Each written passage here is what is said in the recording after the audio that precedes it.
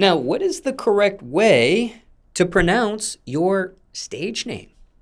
So my name is Blueface Barbie. That's what I've been going by on TV for years now. Everybody's called me that. That's my Instagram name.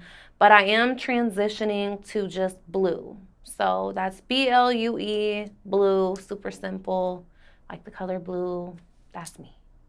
And why the transition to that new name? The transition is because I feel like Barbie is so childish. Blueface Barbie is so childish. And I feel like everybody wants to be a Barbie now. And I feel like I'm in my late 20s and I'm transitioning from Blueface Barbie to a more mature Blue. And then eventually I will go from Blue to my government name. So I'm just doing a transition, more classy. That's the old chapter. That's the old me. Everybody wants to be a Barbie now, and I'm just Blue now. So. And prior to that, for those in the audience getting to know you for the very first time that might not know the story behind your name, but are familiar with you and your image and likeness and things of that nature, where does the blue face in Blueface Barbie stem from? So I get that question a lot. A lot of people think it's because of the rapper Blueface, and there's no affiliation whatsoever. Never dated him, never fucked him. I mean, we might have FaceTimed a couple times, but nothing like that. Blueface Barbie comes from my trapping days. Like, when I say trapping, I mean my dancer days, that type of stuff. And I was always the girl that I didn't have ones at the strip club, or when I got done making money, I had Blueface hundreds. So Blueface Barbie, I've always been called Barbie. I've always looked like a Barbie. That's always been my name is Barbie. Everybody calls me that. So then when I started dancing, Blueface just kind of went in front of the Barbie and it stuck. Blueface Barbie. Only one Blueface Barbie. How many Blueface Barbies y'all met? Like, it's only me. Now, did you have this Blueface Barbie name before Blueface the rapper existed publicly? Honestly, probably not, but at that time that I had made that name for myself, or the people made that name for me, he wasn't a factor. So he wasn't really like mainstream, or it wasn't originated from him. It was like around the time that the new $100 bills had came out, the blue ones. And it was like, okay, I always see her with those Blueface hundreds, like Blueface Barbie. Now, once the rapper did become more public and prominent in the public eye, did that become an issue for you and his team and things of that nature? No, I never had any issues with it. I've never had him come to me or his team come to me, anything like that. But a lot of people do come to me and be like, oh, you must have dated him before, or why do they call you Blueface Barbie? And it really has nothing to do with him. And I don't know why he calls himself Blueface or whatever, if it's the same reason as me or if he's a Crip, I don't know. But I have my own reasons. It's just like a lot of rappers have the name Baby in it. Little Baby, the Baby. It's all the same shit. But I'm me and he's him, and we both getting money. And final question about Blueface.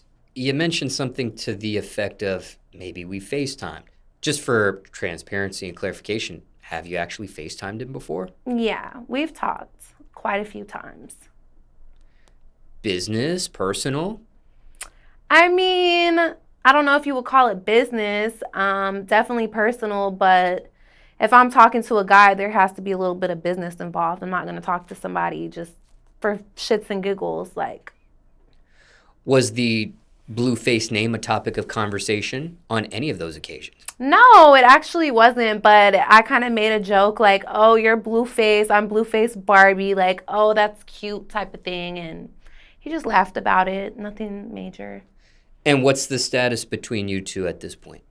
I mean, he's cool. I'm in a relationship. He's in a relationship. I haven't spoken to him in a while, maybe like since around his birthday time. And he's an Aquarius, so I think that was like January-ish. And, that was that. But we both are in relationships. And, I respect his relationship. I have my own relationship. And that's just been that. But of course, prior to both of us being in relationships, public relationships, we would flirt, we would talk, and it was cute. Why didn't anything go further between you two past Nothing. flirting and things of that nature at that time? Nothing went further because he's not the type to want to give money. And I'm not the type to link somebody that's not doing a fuck thing for me. And I know that he only wants one thing for me, and that's pussy. And I'm not going to do anything sexual with anybody that's not doing anything for me. It's 2023. Like, I'm not a prostitute. I don't call it escorting. But at the end of the day, I'm not fucking with nobody, linking with nobody that hasn't did anything for me, isn't going to do anything for me. And I think he said something along the lines like, I don't got nothing for a bitch but dick and bubble gum. And it's like, okay, well, you're not really the type of guy for me. There's guys of way bigger status and caliber that have no problem dropping a bag, doing something for me. So I just didn't entertain it, like, leave that for someone else. But you didn't leave on bad terms with one another? No, absolutely not. Like, we never had any ill intentions. He's cool. I look at him as the homie. Like, he's entertaining as fuck to me. He's a smart entrepreneur. I love the way he markets himself and his baby moms, and I have nothing but respect for him. It's nothing but love. And have any of his significant others had any issues with your name, Blueface, being in your stage name at that point in time? I mean, if they do, I don't know about it. Okay, so in this previous stage name of yours, Blueface Barbie, we've already discussed the Blueface part. Mm-hmm. But what about Barbie? Was that ever an issue with Mattel or things of that nature? Not that I know of. I mean, I'm still working my way up, so hopefully, I don't run into any issues. But like I said, I'm dropping the Barbie here within the next couple weeks. I'm going to be changing my Instagram name from Blueface Barbie to just Blue. And I'm just kind of getting rid of that past chapter of me, and I'm moving forward on to better and bigger things. And I'm excited for that. I think that even within the name itself, from going from Blueface Barbie to just Blue, I've shown a lot of growth and I've changed a lot. So I feel like changing the name also sheds some of my old ways, and I'm happy for myself with that. What is the intention with this Barbie chain around your neck then? Well, I have to get my bread up and get a blue chain. I'm waiting for somebody to buy me a new chain, but haven't made the transition just yet. So once my name gets changed, y'all going to see a chain that says Blue instead of Barbie, and maybe somebody else named Barbie, since there's so many Barbies, will buy this chain or something, because it will no longer be mine. But I'm always going to look like a Barbie. I mean, look at me. And previous to the name change, when it was just Blueface Barbie, as you mentioned previously, did people ever mispronounce this? No, but people might not call me Blueface Barbie. Some people might just call me Barbie, or some people will be like Blueface even, or some people will even call me Blue before I even announce that as a name change. It's a long name, Blueface Barbie. So, sometimes people will say, oh, are you Blueface Barbie? Or some people will just be like, Barbie. A lot more times they call me Barbie than the whole Blueface Barbie. I guess it's just easier, and that name has been with me before Blueface Barbie, just Barbie. So. And what was the correct spelling of that name? There are renditions of your name with a space between it, no space, 2 E's for Blueface, as in your IG screen name. So my Instagram screen name is Blue, Blue, face with 2 E's, and then Barbie, exactly how it's spelled. And I've kind of done all types of different spellings because I've had multiple Instagrams that have gotten disabled for promoting my OnlyFans, different things like that. And I've spelled it all different types of ways. But for now, that's the spelling. That's what it's going to be until I make the full transition to Blue. And was there ever an official way of spelling your Blueface Barbie stage name? No. No official spelling. We just kind of roll with it. Whatever the screen name is at the time, that's how it's going to get spelled. Care to share your race, ethnicity, or nationality? So I am white. I did a 23andMe DNA kit, and it came back all types of stuff, but I feel like it basically just boils down to white, pretty much. It's mostly like European, German, Irish, and that all is like white descent. So overall, I'm a white girl, I'm a snow bunny, and yeah. And what is the main language you speak at this point? I speak English, I speak slut talk, freaky talk, only on OnlyFans. And yeah. And care to share what that link on OnlyFans is for those in the It's audience? OnlyFans/Blueface Barbie. Exactly how I said it. No extra E's, just Blueface Barbie, all in one. Be that as it may, do you speak any other languages aside from English? Like a foreign language, perhaps? No, just money. Dinero, pesos, euros, however. Yeah. Ever took a foreign language class in school, perhaps? Yeah, well, we did Spanish class as a requirement in high school, but, I only know how to talk about the money in Spanish. So, yeah, I only know how to talk about the important stuff. Like being a stripper in Miami in the past, you have to kind of know Spanish. It was a lot of Spanish customers. So I would just know like, hola, like, mucho dinero, no más tiempo, no more time, things like that. And how many grades did you end up taking Spanish language class? My whole entire high school, I feel like that was a requirement at my high school that we had to do Spanish, like, every semester. Just basic shit. Rojo, whatever, I don't know. And just for clarification, was Spanish language a requirement or a foreign language period? We only had Spanish, so it wasn't like Russian or anything other offered. It was just Spanish, and you had to do it as a requirement.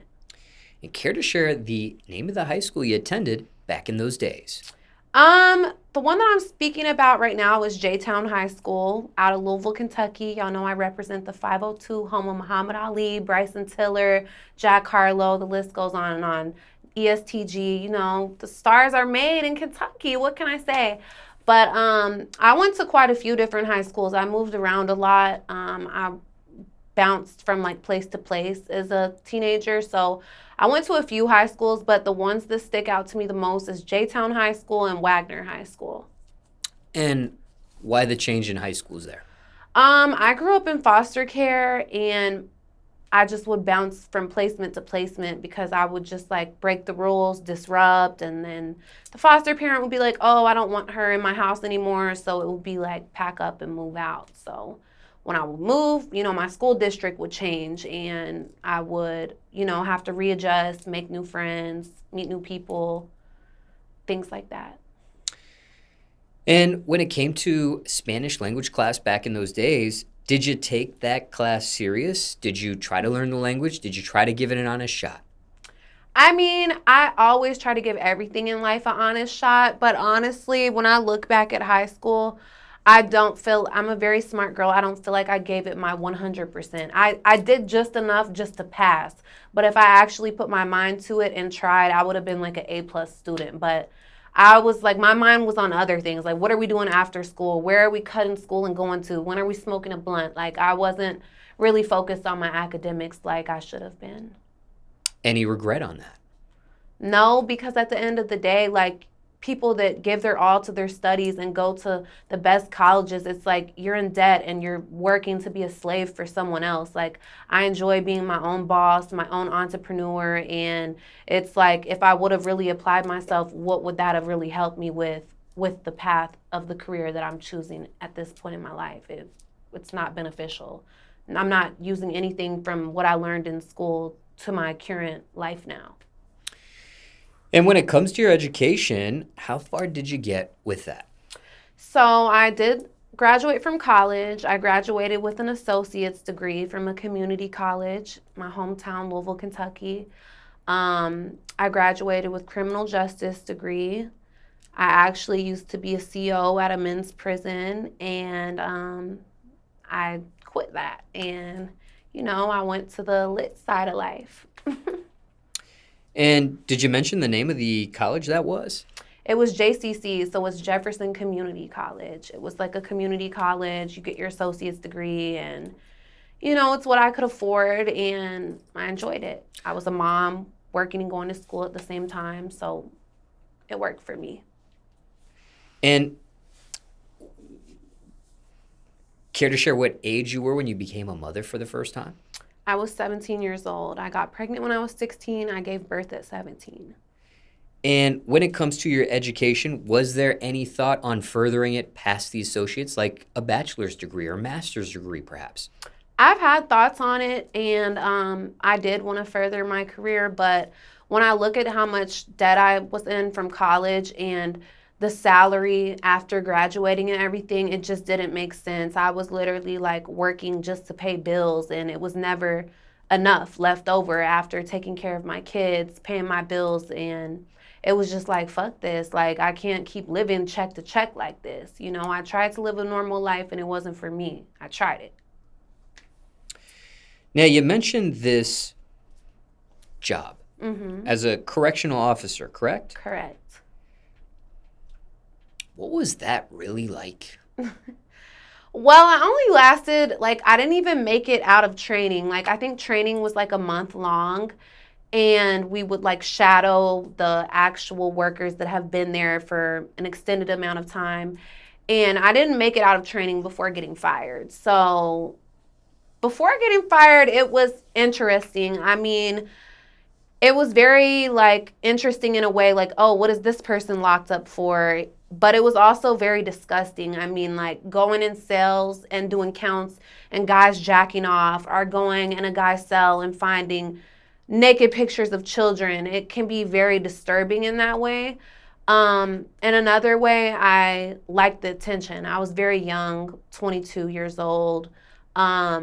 Working as a CO, I liked the attention from guys and just feeling like wanted, and wow, all these guys think I'm so attractive and things like that. So it had its perks, but I did get fired before even actually starting the job. And that was because like they had found out that I had gotten the job because an ex of mine was an inmate. So they called me in the warden's office and they were like, oh, on your application, you said that you didn't know anybody incarcerated. And I was like, yeah, I don't. And they started playing jail calls between me and my boyfriend at the time, like literally played the jail calls. And I'm like, wow, busted. And they asked for my badge and they were like, you can never work for the Department of Corrections again. And after that, I kind of just gave up my career in criminal justice. It was like, you know, when you're working in the field of criminal justice, you cannot have even like a traffic ticket sometimes. You have to be straight as an arrow. So at that point, I felt like my career was over. I was busted. And that's when my life kind of took a turn and I went to the dark side. Now, what state was this? Kentucky. I'm originally from Louisville, Kentucky. Now, did they have the power to bar you from the Department of Corrections in the entire state of Kentucky? Yeah. Or was that just a threat?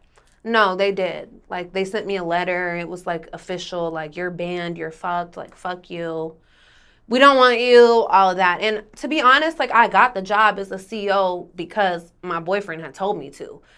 When I got my degree for criminal justice, I wanted to work with teen girls because I was in foster care. I wanted to help the young girls, you know, that were troubled, that were foster children. I wanted to be like a youth worker in that light. But when the opportunity presented itself and I had the credentials to be with my man essentially and work there and get to see him, I was like, okay, I'm gonna do this. But, you know, guys in jail, they run their mouth. He probably told somebody like, oh, that's my girl, you know, how they do. So, you know, at that point I got fired and it's whatever. Everything happens for a reason. Look at me now.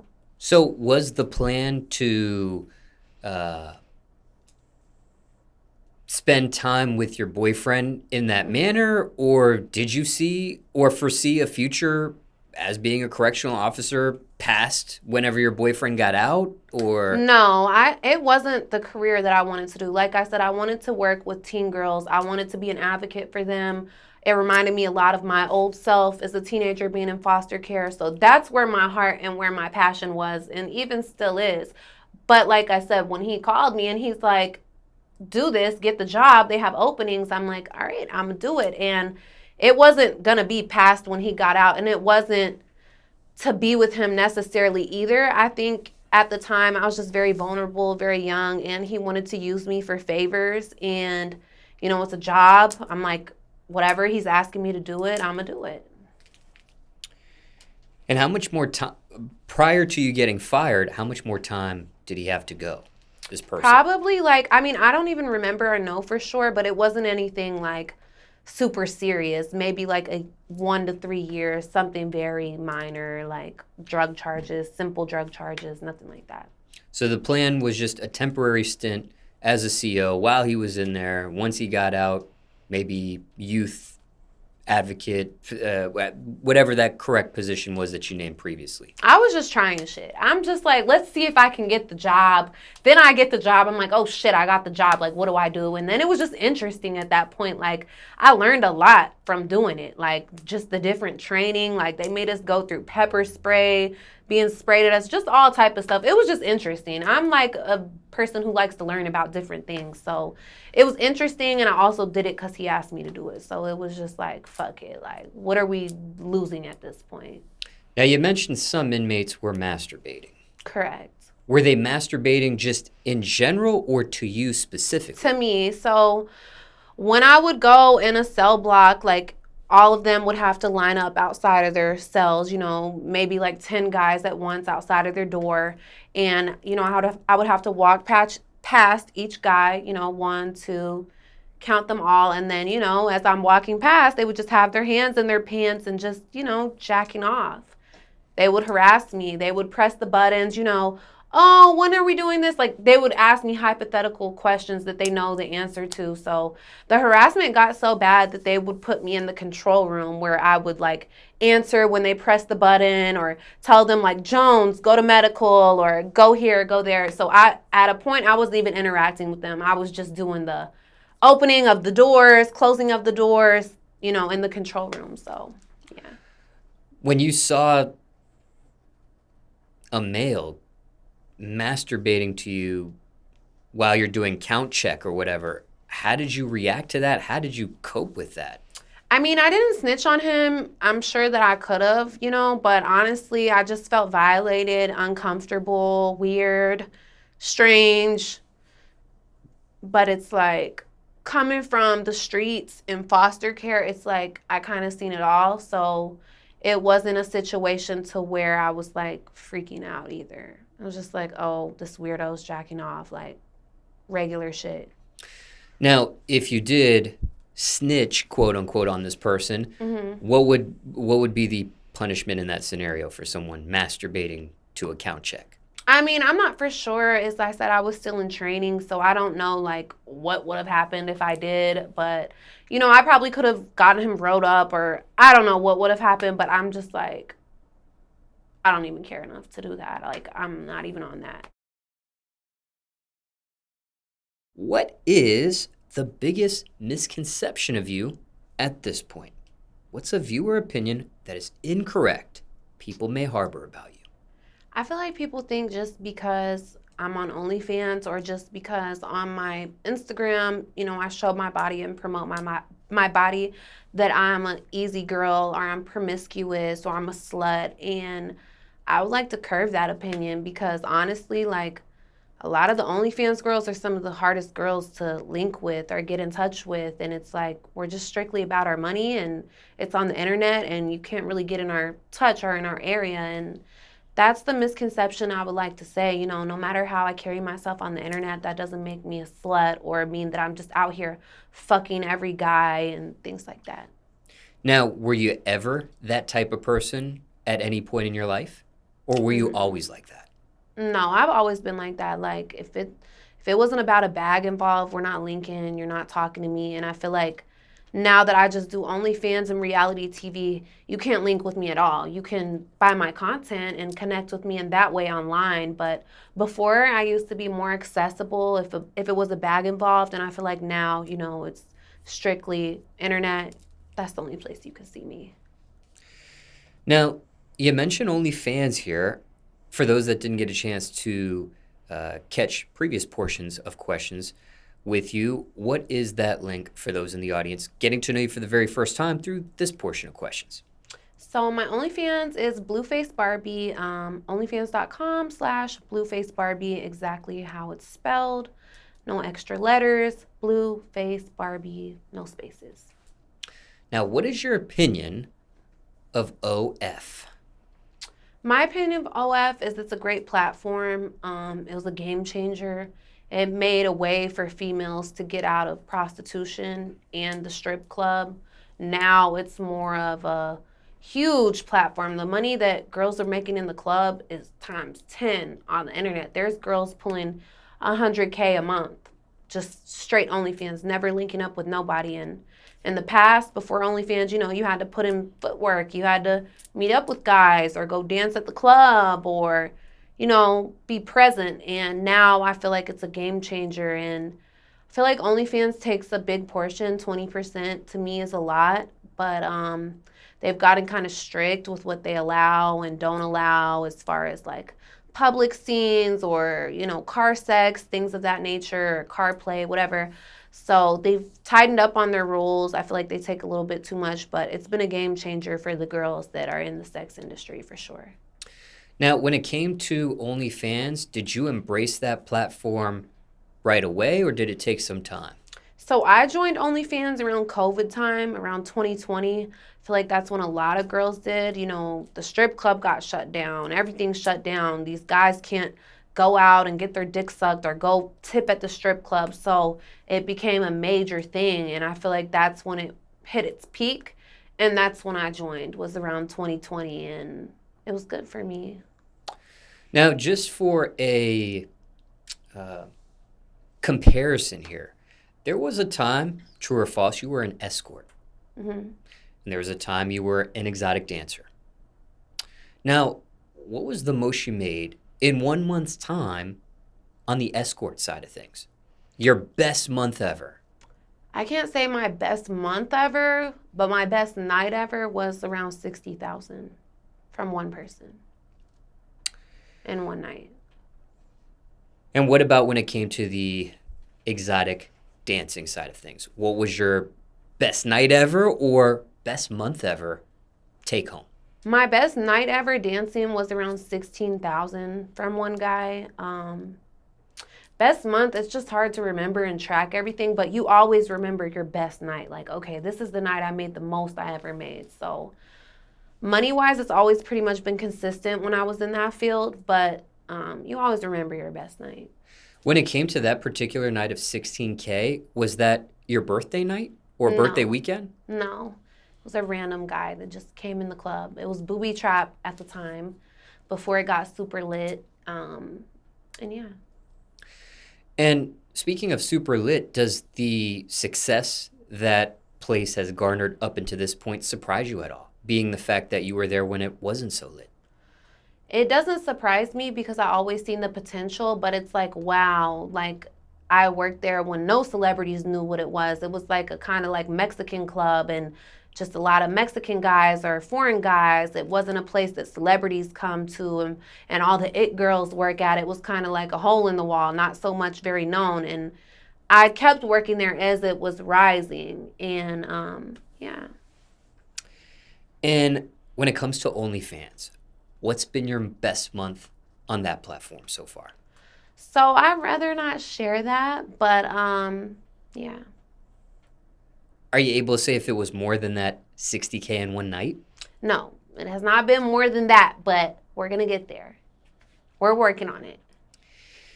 Now, when it comes to your OnlyFans content, how far do you go with that? So when it comes to my content, I pretty much do it all. I'm very up close and personal with my fans. I give them what they're looking for. Now, as far as being with multiple different content creators, that doesn't happen. I have rules. I have boundaries. As I said, I'm in a relationship. So we have discussed our boundaries and rules when it comes to creating content.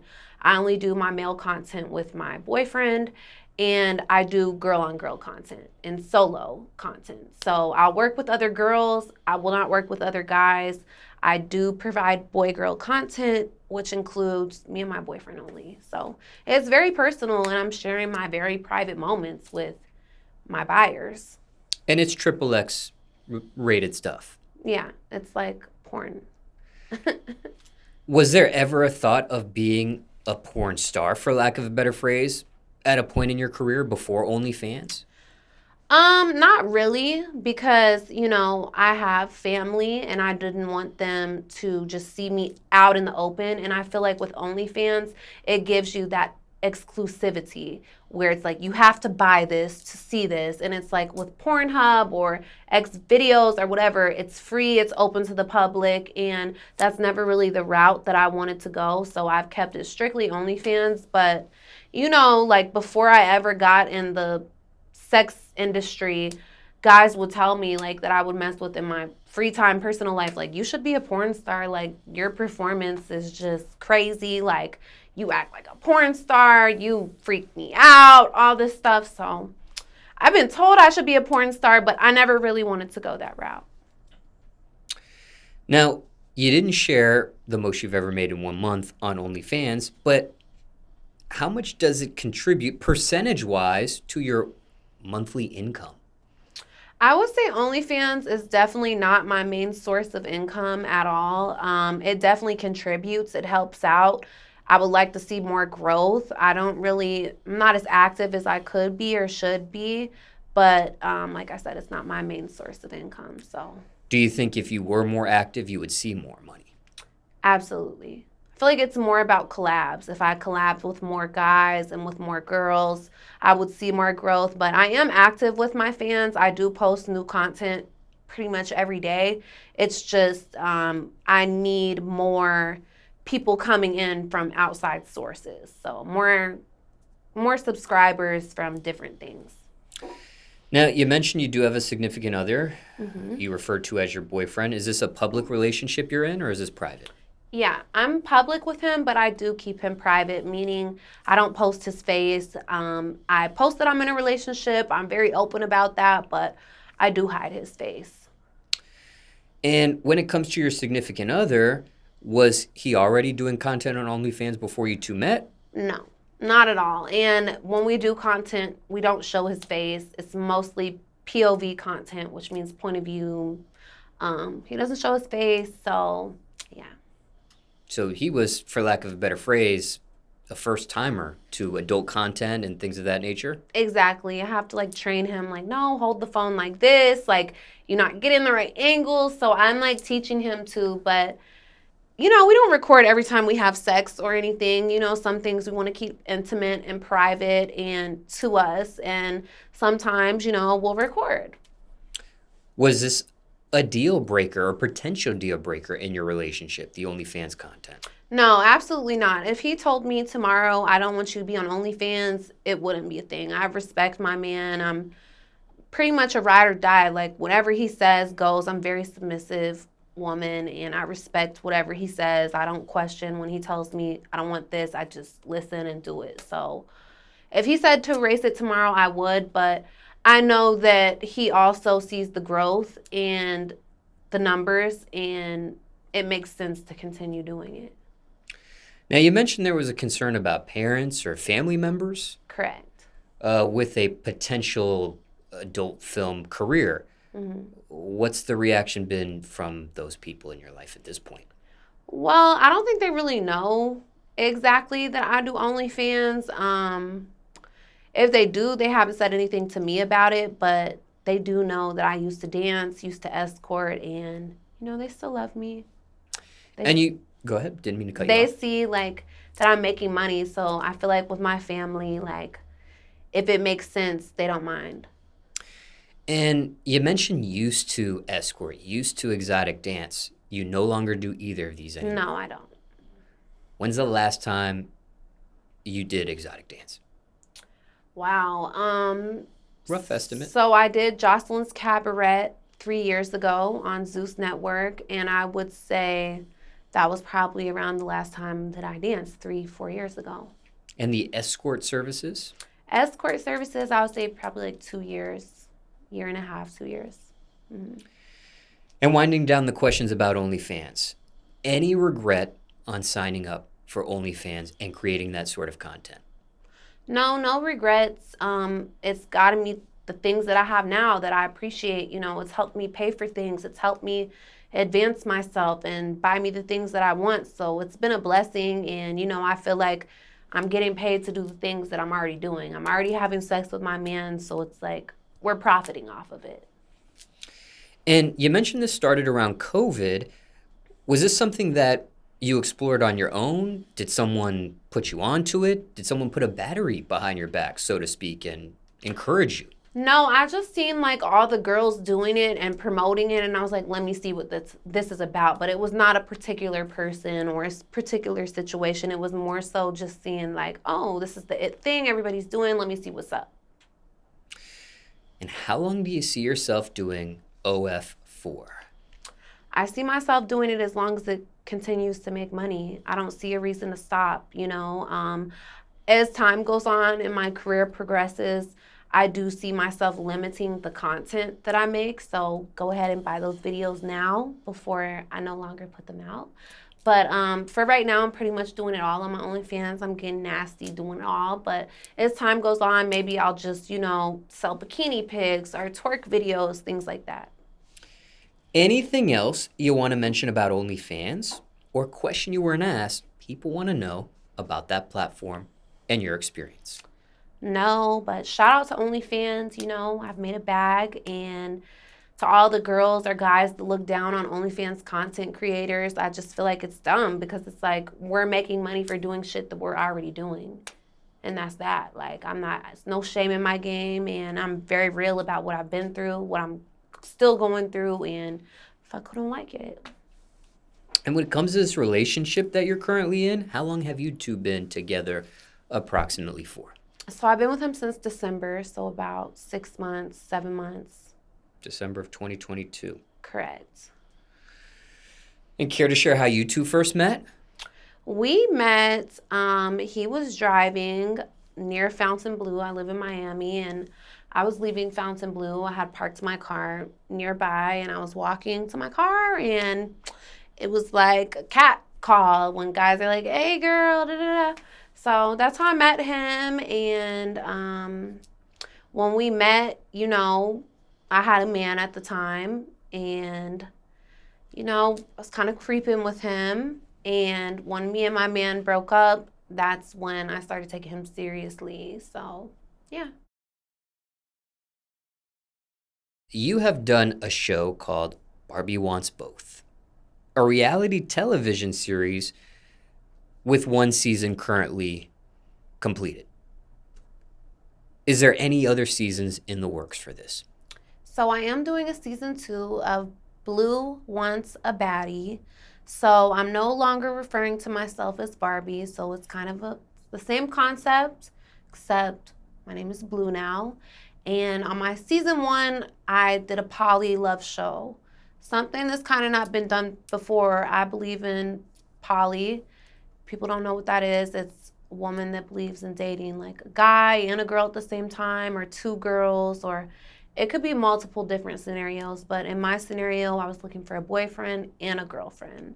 Now that I already have my boyfriend, I'm looking for a girlfriend to add to my life and my situation. So I am going to be filming Blue Wants a Baddie, and I'm looking for the baddest bitch. Like, you got to be a bad bitch to be with me. I don't want no basic bitch, nothing regular. I want a bad bitch next to me that can, you know, keep up with me and match my swag. And that's what my season 2 is going to be about, finding a baddie to do everything with me, to be with me and to love me and to experience life with me. And will this be found on the same network that the first season was? It will be with Now That's TV. My loyalty is with them. I've worked with other networks, but they gave me a chance. They gave me an opportunity. I signed my contract with Now That's TV when I had 1,000 followers. Right now, I'm at 143,000. That speaks volumes. They believed in me. They saw potential in me. They helped me grow. And for that, my loyalty will always be with them. I've had other opportunities with other networks. I'm not going to speak on the specific network, but bigger platforms. And to me, it's just like, wow, you guys invested in me. You guys helped me at my lowest, so to speak, following wise. And, you know, I have a lot of respect for them for that. And shout out to Now That's TV. Now, when it came to that show, the idea, the premise, things of that nature, was that something they pitched to you initially, or you pitched to them? How did that operate? So I pitched it to them. I told them I wanted to do a love show. That's what I was interested in. And they took my idea and they gave me creative control and they let me run with it. And I had a lot of say-so, and that's also another reason why I have a lot of loyalty with them, is because they've let me be creative and they've let me have a say-so. And a lot of networks don't allow you to do that. So Now, you mentioned this was a first of its kind in the poly sense of things. What was the reaction to that show premise? I got a lot of backlash from it. I got a lot of bad comments, a lot of hating comments, a lot of negative comments. I mean, I get a lot of love too, but looking back on it, I kind of see that I carried myself in a way that I'm not so proud of. I was very promiscuous on the show with people before getting to know them fully, and I do regret that. But you live and you learn, and, you know, at least I'm getting paid from it. Every time somebody tunes in, whether they're tuning in to hate on me or tuning in because they love me, I'm getting paid. Every single minute somebody watches that show, still to this day, I'm getting paid. So it's like, hey. Now, for season 2, whose idea was that? Was that you pitching a season 2 to the network? Was that them on the success of season 1, they wanted to continue on with that? Well, because I didn't pick anybody for my first season, I didn't pick any guy, any girl, I walked away with nobody. It was kind of already a thing that we were going to do season 2. We just didn't know exactly how it was going to be done. It was going to be guys and girls, and because I have a boyfriend now, it didn't make sense to do guys and girls. That would be totally disrespectful to mine and his union. So we decided, myself and the network, it makes sense because I've publicly came out that I have a boyfriend. Let's just do all girls, because I'm the type of girlfriend I want to have a girlfriend, and he's okay with that as well. So it's just an understanding between myself, the network, and my boyfriend. So yeah. Now, in a previous portion of questions when we were discussing your OnlyFans content, your boyfriend is featured on there, but his face is not. Correct. And it's a public-private relationship that you've had on display up until this point. When it comes to season 2, will he be unveiled? You gotta stay tuned. Everybody wants to know so bad who my man is, what he looks like, all of that. And, you know, it's a discussion, but, you know, you guys just gotta stay tuned and see what we decide to do. But he's definitely a major factor in which woman I would decide to be with, and his input means everything to me. So if he was on the show, he's still going to have a say-so, and if he's not on the show, he's still going to be a factor in my thought process and who I choose and who I'm going to be with. And when it comes to season 2, what's the current status of it at this point? Is it on the table, or ideas and things? Are you in the creative stage of it, or is it in the filming stage of it currently, or is it completed already? We're in the casting process, so we're just putting things together, trying to put together what girls would fit, auditions. So we're in the beginning stages, but it's definitely going to happen. We're definitely doing it, and it's going to be bigger than season 1. I want all the baddies. You know, my first season, I kind of had some people that, you know, you could just kind of watch and say, she's not going to be with them. We already know she's not going to pick them. But this time around, I want it to be with girls that have a big following. Or not, you don't even have to have a big following. I just want a baddie, you know, somebody that they could look at and be like, okay, this is believable that she would give her the time of day. And I feel like with my first season, you could kind of look at some of the contestants and be like, there's no way she would ever be with them. It just didn't make sense. Now, what's your definition of a baddie? My definition of a baddie is just, first of all, presentation and the way that you look. You know, I hate to say it, but looks are everything when it comes to females. I mean, when it comes to males, I've been more lenient. Like, you don't have to be the best looking man for me to be with you. But when it comes to a woman, it's like, I'm a pretty girl. It doesn't really make sense for me to be with somebody who isn't attractive. Also, a part of a baddie, it comes with hygiene. You got to keep up with yourself. You got to dress nice. You know, you don't have to have Chanel or the best designer, but, you know, keep up with yourself. Let me know that you're trying. You're at least trying to present yourself well. Presentation is everything, and That's really important to me because I do a lot of public things, appearances, and I can't have you on my arm looking like a two. That can't happen. So appearance is definitely a big factor for me, for sure. Any other qualifications of a baddie other than what you've said thus far? I mean, as a baddie, to be a bad bitch, that pretty much is just looks. But when it comes to me wanting to be with you, it has to be more than just looks. But obviously, to get to the personality part, you gotta pass the looks. I'm not even gonna look at your personality if you're not attractive. Now, when it comes to your sexual orientation, care to share what that is for the record at this point? I'm bisexual. I like men and I like women. I prefer to primarily be with a man and then have a little side girlfriend, I'm into women, but as far as a full-time thing, I prefer to be with a man and I like to explore sexually with women, but I prefer to be in a relationship with a man. Have you ever been in a relationship with a female? Yes, I have. More than once. How many times?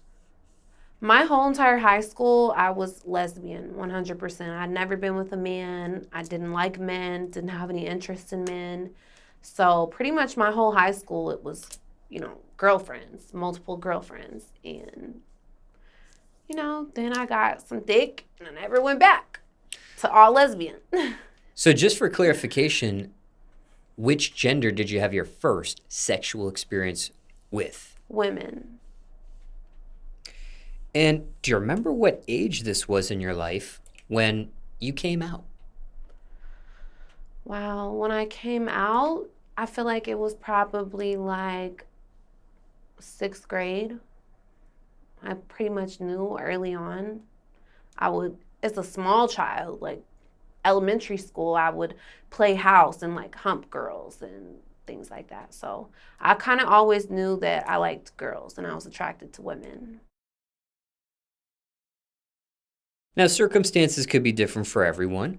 So generally speaking here, but any coming out advice for those in the audience? My advice is don't let nobody pressure you. Do it when you're ready to do it. Speak your truth.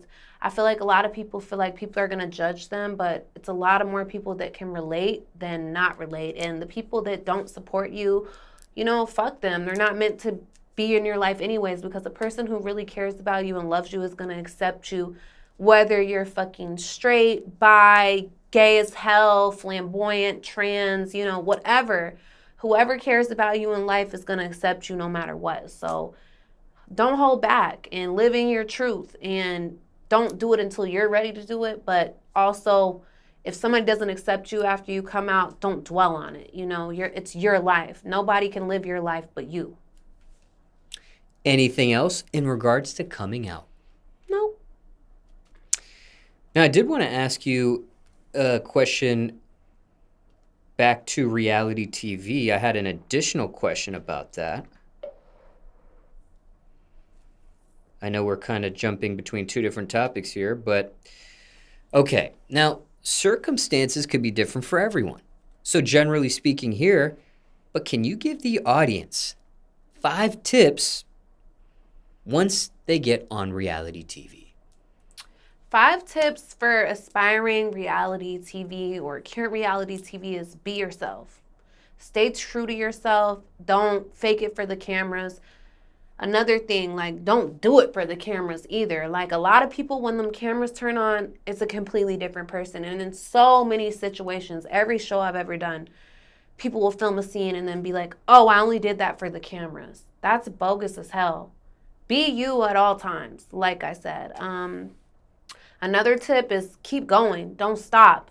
You might have just did a small project that people might be like, oh, that's just this. You just did YouTube, whatever.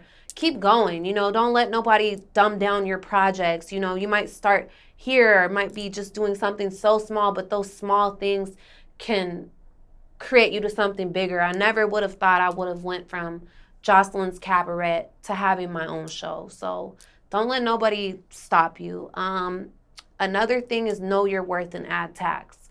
A lot of times working with these networks, they will try to give you the shorts because they feel like, and this isn't to any network in particular, I'm just speaking on experience. They feel like, oh, well, you're getting a lot of exposure, so we're not going to pay you that much. But the talent, you should always know your worth because there is no show without you. So know your worth and add tax and charge what you feel like you're worth. And another tip, number 4 would just be confidence. Know who you are. Have confidence in who you are. People are watching you for a reason. If you can change one person's life or inspire one person, you're helping somebody. So just be confident on camera. There's always going to be somebody who doesn't like you. They hate it on Jesus. Like you're always going to be ugly to somebody. You're always going to be fat to somebody. You're always going to be annoying to somebody. Like, fuck what the haters got to say. If you ain't got no haters, you're not popping. And last of all,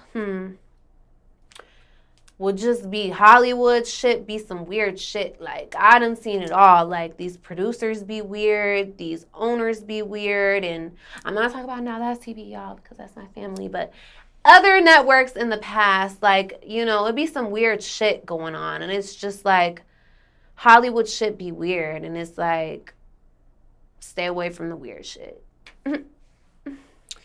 What's your definition of weird? Drugs, sex, just awkward situations, pushing you to be somebody you're not, asking you to say a certain thing on camera or do sexual things on camera that you're not comfortable with. It just gets weird. It gets spooky, like weird. You mentioned the phrase Jesus. Do you follow religion by any chance? I am Christian. Jesus is King. Jesus is Lord. Nothing in my life has been possible with God. God has spared my life so many times, and I'm so grateful for God and Jesus, and I feel like that's been the number one reason for my success. And when it comes to Christianity, does it get any more specific under that religion for you, like a particular branch, for example? No. And why Christianity for you? For me, I was raised Catholic. It was very confusing for me. I didn't understand when I went to church. I didn't understand any of it. So when I became a grown adult and I was going to Christian church, it made sense. The church made sense. When you go to Catholic church, it's like kind of like a ritual, like in a way. And I never got the message out of it. And when I went to Christian church for the first time with my foster parents at the time, that's when I was like, okay, I'm actually getting a message out of this. I'm learning from it. It's making sense. So that's when I decided to become a Christian myself. So your foster parents raised you under the Christian church, but who raised you under the Catholic? My birth mom and my birth grandmother. And do you know what age that was around when you started attending the Christian church? Around middle school age. Now, even though you are in a current relationship with a boyfriend, when it comes to your past history of dating, worst date you ever been on? Worst date? That's a good one. Whew. Worst dates. If there was a worst date for you that you experienced. Yeah, I'm trying to think. Like, was it a worst date that I've ever been on? I would guess, like, I went on a date with this guy. We went out to eat, and when it was time to pay, he was like, oh, I forgot my wallet at home. And I'm like, oh, well, I'm not paying. And I just left. So I don't know if he had to, like, wash the dishes or figure out a way to pay, but that was the end of that date. Like, what do you mean you forgot your wallet? Like, I don't give a fuck. Now, how did you leave? I just got up and left. As soon as he said he couldn't find his wallet. I thought he was joking at first. Like, what do you mean you can't find your wallet? Or, it's like sometimes you misplace something and then you find it. But once I realized he really didn't have his wallet, allegedly, I was just like, yeah, I'm out of here. Like, and you didn't give him the benefit of the doubt. You didn't think it was legit that he actually, in fact. No, I don't care, because even if you forgot your wallet, you have Apple Pay, you have Cash App, you have Zelle. Like, figure it out. At this point, it's giving confused, lost, broke. I don't know. So I'm like, yeah, I'm out of here. Now, before you got into this relationship with your current boyfriend, who could you have had a relationship with, but it never happened? A lot of people. A lot of people I could have had a relationship with. It's been a lot of celebrities in my DMs, or celebrities that I've hung out with. But because I used to be a stripper and an escort, it was so hard for me to pursue or entertain regular relationships without cash involved. And for people that are celebrities, sometimes they feel like, oh, you're just trying to use me, or I'm not giving you money just to hang out with me. So it could have went somewhere, but because I kept reiterating money and money and money, they're like, bitch, like, what are you on? You're on some prostitute shit. Like, I don't want to fuck with you. So, yeah. And for me, it was like, well, if you're not spending a bag on me and this other guy over here is, why would I waste my time on you? Got it. Well, now I want to ask you this. Again, even though I know you're in a relationship, I still want to ask you, in your past, these sets of questions. Now, when it came to rejection, do you have a rejection horror story? A bad experience while you were rejecting someone else. So not you being rejected, but someone you were rejecting yourself. Do you have a rejection horror story? I wouldn't say a horror story, but in more than one instant where like a guy was catcalling or asking me for my number and me telling him no. Like, I've had a guy like chase me down, try to throw like rocks at me, or be like, bitch, you're not even bad anyways. Fuck you, bitch. So I feel like sometimes when you reject a guy, they take it really personally. And that's been like as far as it's pretty much gone, as being like extremely disrespected or even felt threatened while rejecting someone. But as far as like horror story, no. Not injured from the rock throwing No, incident. thank God. Now, have any of your friends or family members had it worse than this description when it came to rejecting someone's advances? Not that I know of. Want to read you two headlines here that happened in 2022. Quote, and this is from people.com, by the way. Woman repeatedly rejected coworkers' advances. She was killed the next day. And this is from cosmopolitan.com. Quote, Lily Sullivan, 18-year-old, cruelly murdered after rejecting man. And for those in the audience that want to read the rest of these articles, the link is in the description below this video. But with you just hearing these titles and without reading these articles in full detail, what's your take? Death in the result of rejecting someone's advances. It's sad, but it's reality. Like I said, you know, it didn't get that violent with me, but of course, as a woman and being by myself in public, you definitely feel like, could it have gone that far? Or what would he have done next if he did catch up with me and I wasn't running from the guy that was trying to throw rocks at me? So it's scary. And us women, you know, everybody has a mother. Every man has came from a woman. So I feel like as men, you know, we need to, you guys need to respect women more. And you need to respect a woman rejecting you. And it might not even be because she doesn't think you're attractive or because she wouldn't give you a chance, but maybe a woman's not in the right headspace, or maybe she's respecting her current relationship, or maybe she's celibate, or maybe it's her religious beliefs. So at the end of the day, you know, we live in a world with millions and millions of people. There's plenty of fish in the sea. Like, if this woman doesn't want you, trust me, there's a badder bitch out there that will want to be with you, you know? So men got to do better, you know? The men that are abusing women and can't handle rejection, it's sad, but it's a serious thing. And at the end of the day, all men came from a woman. So we need to protect our women and respect our women.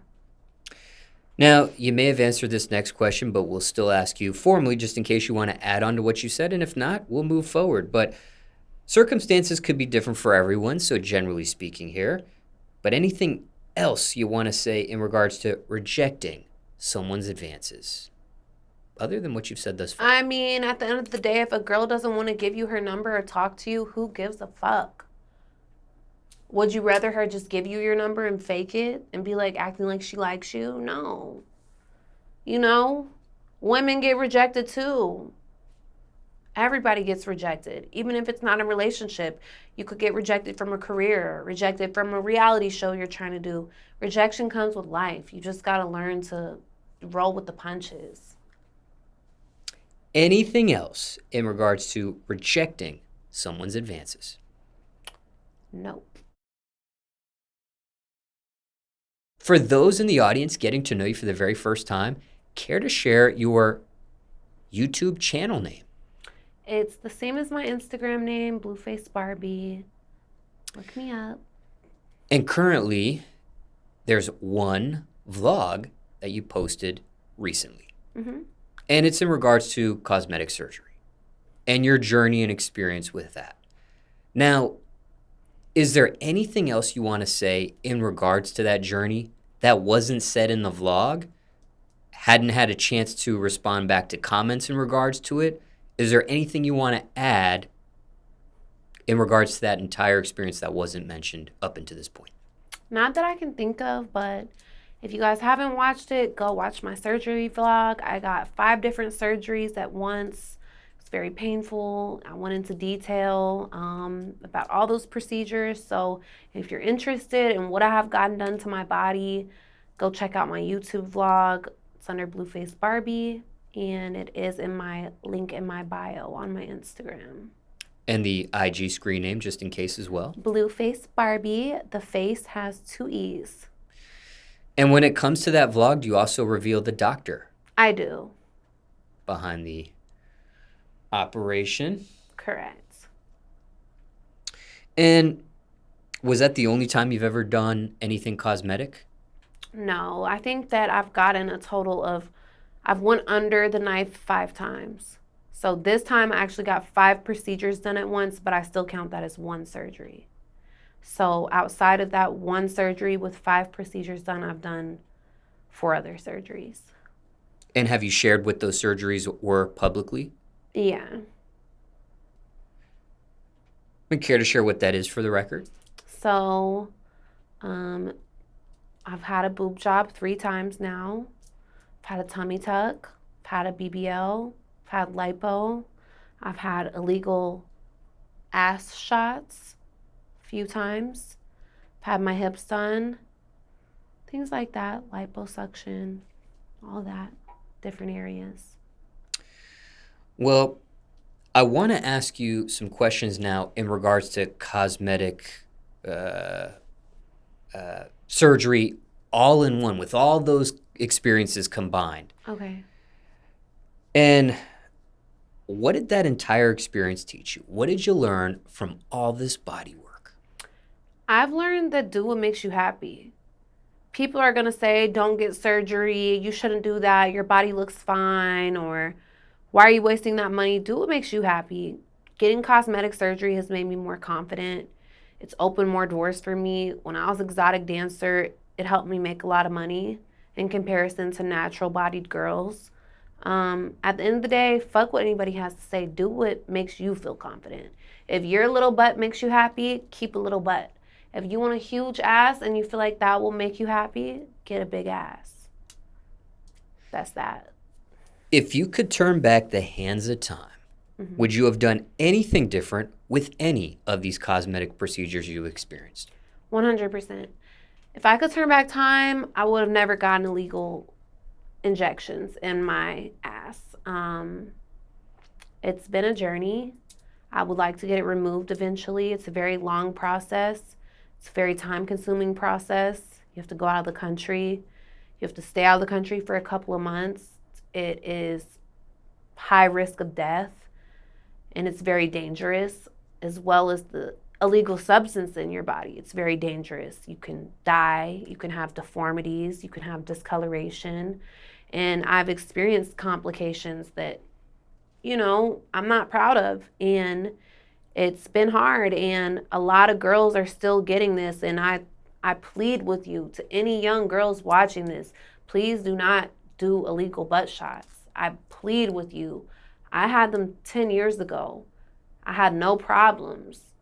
I started to see problems a few years ago. So just because your girlfriend did it and her results are fine, or you might think it's fine, it's not. It's illegal for a reason. They're not doing it in the doctor's offices for a reason. And all young girls, do it the right way. Do your research. Whatever surgeon you go to, make sure he's board certified. Read reviews. Do extensive research, because your body, you're the only one who has to live with it forever and ever and ever. And I deeply, deeply regret getting illegal injections. Now, when it came to any of these complications in regards to the illegal butt shots and things of that nature, is this something you've been transparent publicly about? I have. And was that through social media and things of that nature? Yes. Posts that are still publicly available, or? Yes, I talked about it on my surgery vlog that I did, and I've talked about it on my story a little bit and things like that. Got it. Now, do you miss your natural body at all? No, I don't. I've always I've always had a big butt. I've always had big boobs. But, I like the fake look. I like my teeth to look fake. I like my hair to look fake, my nails to look fake. I don't like anything about looking natural. And some girls love it. Some guys love it. But the natural look just isn't for me. I like everything over the top. Go big or go home. So this is what I like. What is it about that, what is it about that look that you enjoy? The over-the-top look, the fake look, however way people want to phrase it. What is it about that? There's some people in the audience that just don't get the for lack of a better phrase, fascination into that, or the enjoyment of that. What is it about it? I just feel like it makes me confident. It's what I like, and I feel like it just makes me happy. Like, it's never big enough. Like, it's never big enough boobs. It's never big enough butt, and it might even be an addiction, but I like it. And when I look in the mirror, it's what I enjoy to look like. Are you okay with the sizes you're at on your body parts at this point? With my breasts and my ass, yeah, but I would like to have a smaller waist. I would like to be like super more tiny. But no more bigger No, in the I breast don't and want butt my department. butt bigger. I don't want my breasts bigger. I'm cool with the size that I'm at. I would like to lose a little weight to naturally make my waist go in, because at the end of the day, it's only so much lipo that you can do. So sometimes you just got to get in the gym. And have you ever been in the gym before? I do. I try to go to the gym a few times a week, and I try to stay active as well as eating healthy, things like that. So that's also very important in maintaining surgery as well. Now, what do you wish you knew before you got any of these cosmetic procedures done? You've already mentioned the butt injection, but anything else? Not really, just more so the injections, and I just wish I would have waited to have surgery until I knew, I was done having children. So, because I, was having surgery and then I would get pregnant. So it was like, damn, I did that for nothing. But now my tubes are tied, so it's like I can just have my surgery and know that I'm not going to get pregnant and be cool. And any regret with tying the tubes? No, absolutely not. Now, circumstances could be different for everyone, and you may have answered this already, but we'll formally ask you just in case you want to add on to anything you didn't get a chance to say, and if you have, we'll move forward. But generally speaking, any tips, any tricks, any advice for someone thinking about cosmetic procedures? The tips, like I said, would just be do your research. Just because you see a doctor with 1 million followers on Instagram that all his pictures look great, of course he's not going to post the fucked up patients and the botched patients just because he's a super popular surgeon. I would rather go with a low-key surgeon with 1,000 followers than these super, super popular surgeons because they pick and choose who they do a good job on, and they're overbooked. They're doing 5 BBLs a day, things like that. So I would just do your research. Another thing with surgery, I always ask to be the first patient of the day. You never want to be the doctor's 4th patient of the day, their last patient. So I'll be like, can I be the first one on the operating table? I want to be there when he's fresh into work, drunk his coffee. I want to be the first one. So that's a little tip I give to my surgery girlies. But maintain your body, wear your faja, do what the doctor says, shit like that. For clarification, you don't want to be the last one. Correct. Okay, you said you don't want to be the first one. I think it was just a typo there with what you said. But anything else? Well, before we dive into that question, when it comes to botched, aside from the illegal butt shots, have you been botched? No, just that, which is scary. Super scary. Anything else you want to mention in regards to cosmetic procedures or question you weren't asked? People want to know about any of this stuff. Just do what makes you happy. If you want bigger tits, get bigger tits. That's it. Do what makes you happy. Nobody has to wake up in this body but you. So, do what makes you happy. Now, there's also a debate on getting cosmetic procedures inside versus outside the United States. Mm-hmm. Where do you stand on that? Me personally, I've never gotten any cosmetic procedures outside the U.S. besides my teeth. I got my teeth done in Colombia. When it comes to, and I didn't get anesthesia for that. I didn't go to sleep. I was awake. I just feel like with out of the country, they have different laws, and I don't feel comfortable getting surgery out of the U.S. I feel like the U.S. is the safest place. I don't want to be anywhere where I don't understand what the doctor is saying or what's going on around me, or if there was an emergency, things like that. So, out of the country, their laws are way different, and there's a lot of deaths in the DR and Mexico and things like that. When it comes to cosmetic surgery, it's just very risky, and their practices and cleanliness and certifications are totally different. So I recommend ladies to just stay in the U.S. Stay where it's safe. Stay where you have family support, things like that. And is that well, you've already answered that, so that's okay. When it comes to your entire body at this point, how much do you think you've spent just on cosmetic procedures? 100,000, like maybe more. Has that amount of money you spent been worth it? To me, yeah. It's an investment. You're investing in yourself. When you're in the sex industry, your looks are what makes you money. So you have to stay popping. You got to stay tight. You got to stay right. You got to be the look. And do you remember what your first cosmetic procedure was ever and what age you were at that time in your life? It was my boobs. I was 18. I had a sugar daddy. He paid for them, and that was my first boob job. And yeah, thanks to him. Thanks, Jeff. What's your opinion on a breast augmentation at that age? Do what makes you happy. I wanted bigger boobs. Nobody forced me. Nobody told me to. It's what I wanted, and he paid for it. Looking back on how everything played out, was that the right age to get that procedure? Do you wish you waited a little bit longer? Yes and no. It made me money at the time, and I liked the way that I looked. But looking back on it, I had children after that. So it was like a waste because I breastfed, and it altered my results and things. So I would say if you're going to get cosmetic surgery, have your kids already. And let's say, hypothetically speaking, you had no kids. Mm-hmm. Would 18 be an appropriate age to get a breast augmentation when you got it in your life, or do you still wish you would have waited maybe 21, 25, things of that nature? I feel like 18, you're grown, you're outside, do whatever. Before this interview ends, Is there anything else you were not asked? Fans want to know?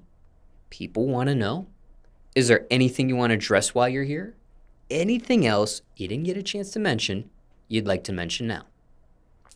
No, I'm just thankful for the opportunity. Thank you guys for watching. I'm thankful to be here, and I'm still climbing up the social ladder. Y'all are going to see a lot more of me, a lot more of my personality, a lot more of my calm ways. Y'all have seen a lot of Barbie, and I'm looking forward to sharing this new chapter of Blue. So just stay tuned with all my projects I have coming up, and I hope one day we look back on this video 3 years from now, and I'm doing way bigger and better things, and this is just the start. So thank you guys for watching. Make sure you guys follow me on Instagram, Blueface Barbie. The face has 2 E's. Follow my YouTube. Stay tuned for more vlogs. You're going to see a lot of family stuff. Just a whole different side of me. I've showed a lot of the rah-rah and the stripper and escort side of me, and I'm past that. So I'm excited to share this family version of me and this reality star of me. And, you know, hopefully some years back from now, we look back on this and we're like, wow, she did everything she said she was going to do. So stay tuned. Shout out to God. He's the #1, and I'm out. Now, one follow-up question here. When we were talking about cosmetic procedures, care to share what your, before you got that first breast augmentation, what your original size was and the size you're currently at this very moment? So I feel like I was like a healthy B cup before surgery. C cup, I was always like built very, if you guys seen like my high school pictures, you guys would be like, okay, she had a nice body. To some, they'd be like, why would she get her body done? Now I'm at like a double D. I could have 800 cc's in my breast. Some people know what that is. Some people don't. It's like the highest size of implants my surgeon had at the time. And I'm happy with it. I don't want to go bigger, but I'm happy with my size, and I'm confident, and I love the skin that I'm in, and I encourage everybody to love the skin that they're in, whether they're BBWs, petite, skinny, thick. Love the skin that you're in and embrace it. And if you want to change your body, the only person who can make that choice is you. Go to the gym, get surgery, do what makes you happy. Any loose ends you want to tie from this interview with the previous topics you were asked? Anything you failed to speak on? Not necessarily. Anything that needs further clarification from what was said in this interview? Not that I can think of. And you may have answered this already, but we'll still formally ask you here. Any final words? Unless what you've already said was it. Any final words is, if y'all hate me, y'all gonna be even more mad for what I got coming. And if you ain't got no haters, you're not popping. I'm that girl. I'm gonna stay that girl. And, you know, I got a lot of shit going on. And if I was you, I would hate me too. So stay tuned. That's that.